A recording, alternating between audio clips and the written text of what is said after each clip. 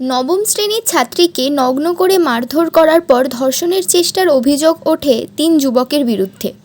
অকথ্য যৌন নির্যাতনের সাথে সাথে মেয়েকে বাঁচাতে ছুটে এলে ছাত্রীর মাকেও মারধর করা হয় বলে অভিযোগ। থানায় লিখিত অভিযোগ করতে গেলে আগ্নেয়াস্ত্র নিয়ে বাড়িতে চড়াও হয় অভিযুক্তরা। প্রাণ ভয়ে এবং আতঙ্কে বাড়ি ছাড়া হয় নাবালিকার পরিবার। বাধ্য হয়ে জেলা পুলিশ সুপারের দ্বারস্থ হয় তারা। মালদার বামনগোলা থানার এলাকার ঘটনা এটি। গত দোলের দিন স্নান সেরে ঘরে ঢোকার সময় ঘরে ঢুকে যায় সেই ৩ যুবক। বিজেপির দাবি অভিযুক্তরা তৃণমূলের, অন্যদিকে তৃণমূলও দুষ্কৃতীদের শাস্তির দাবি তুলেছে।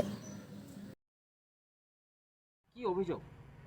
বাড়িতে আমি একাই ছিলাম, আসে না বলে ধর্ষণ করার চেষ্টা করে, তারপর চিল্লা চেঁচামেচি করে, তারপর মারা আসে।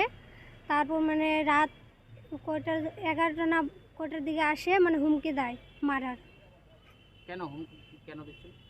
হুমকি কেন দিচ্ছিল তা তো বলতে পারবো না। কাউকে বলতে বারণ করছিল? হ্যাঁ, বলতে বারণ করছিল, আর কোর্ট থানা করতে বারণ করছিল। কতজন ছিল ওরা? ওরা 2 জন ছিল। রাত্রেবেলা যখন আসে? হ্যাঁ, 2 জন। কিছু ছিল ওদের হাতে? ওদের হাতে পিস্তল ছিল, হুমকি দিয়ে যায়। কি হুমকি দিয়ে যায়? থানা পুলিশ মার্ডার করে দিব, থানা পুলিশ করতে মানা করে। তারপরে কি করলে? তারপরে আজকে কোথায় এসেছো? আজকে থানা আসছি। কোথায় এসেছো আজকে? এসপি অফিসে। পুলিশ লিখিত নেয়নি? এখন কি আতঙ্কে আছো? হ্যাঁ। কি রকম আতঙ্কে আছো? মার্ডারে হুমকি দিচ্ছে? হ্যাঁ। কি নাম যারা এইরকম করেছে? প্রতাপ গুপ্তা আর জয় গুপ্তা। চিল্লাচিল্লি করলো, তারপরে যে প্রতাপ গুপ্ত ছিল, এই জামা টামা সব উদ্দামা করে মেয়েটারও আর এই প্রতাপ গুপ্তরও। তারপরে আমি গেলাম, আমাকে 1 লাথি দিল। 1 লাথি দেওয়ার পর আমি পড়ে গেলাম, পড়ে যাই। তারপরে মেয়েটাকে আমি উঠার পর এই যে এখন ধমকি টমকি দেয়, এখন বাড়িতে থাকা যাচ্ছে না। কি নিয়ে ধমকি দিচ্ছে ওরা? হাতে কিছু থাকছে? যখন হাতে থাকছে তো পিস্তল, বন্দুক। কি রকম হুমকি দিচ্ছে? হুমকি দিচ্ছে কি বাড়িতে যেরকম থাকা যাবে না, যেভাবে ধমকি দিচ্ছে কি তোমাদেরকে বাড়ি থেকেই করবো। কেন হুমকি দিচ্ছে? পুলিশকে জানিয়েছেন তাই? হ্যাঁ, পুলিশকে জানিয়েছে। ওই জন্য কি বলছে? যে তোদেরকে জানে মারি দিব। তারপরে আজকে কোথায় এসেছেন? অফিসে। কোথায় এসেছেন? এক্সি অফিসে। তাহলে এখন কি আতঙ্কে আছেন?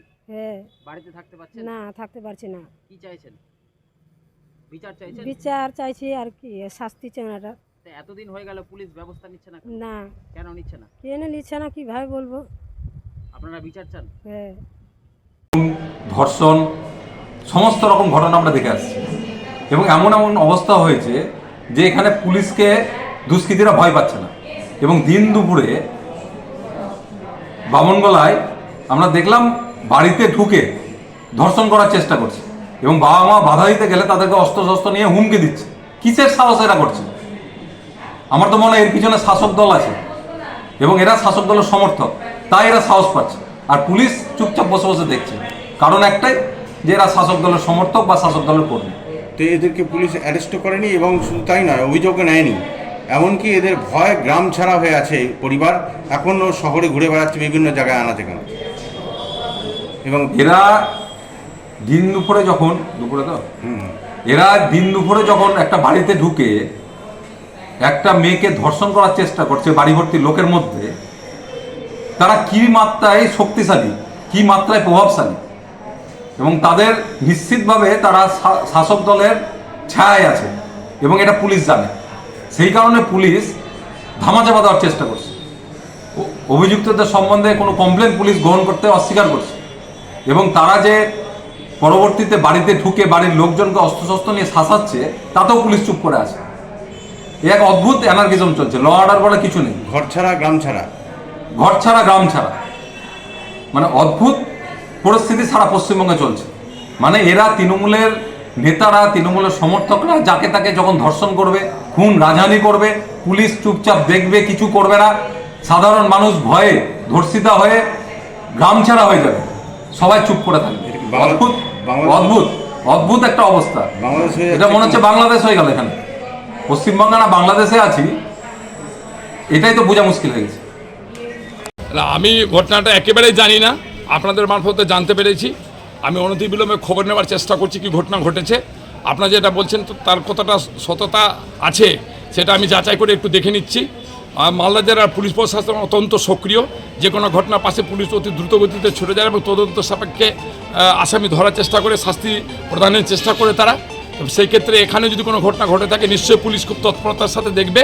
আপনারা যেটা বললেন আমি সেটা তদন্ত করে দেখে নিয়ে আপনাদেরকে পরবর্তী বলতে পারব। যারা করেছে তাদের যারা যদি কেউ যদি দোষী থাকে, শুনেন, দুষ্কৃতির কোনো রং নেই, দুষ্কৃতির কোনো ধর্ম নেই, কোনো জাত নেই, কোনো দল নেই। দুষ্কৃতি মানে দুষ্কৃতি, যারা খারাপ কাজ করবে তার বিরুদ্ধে আমরা সকলে আছি। মমতা ব্যানার্জি নিজেও আছে। যদি কেউ কোনো অপকর্ম করে থাকে তার বিরুদ্ধে পুলিশ চরম থেকে চরমতম ব্যবস্থা গ্রহণ করবে।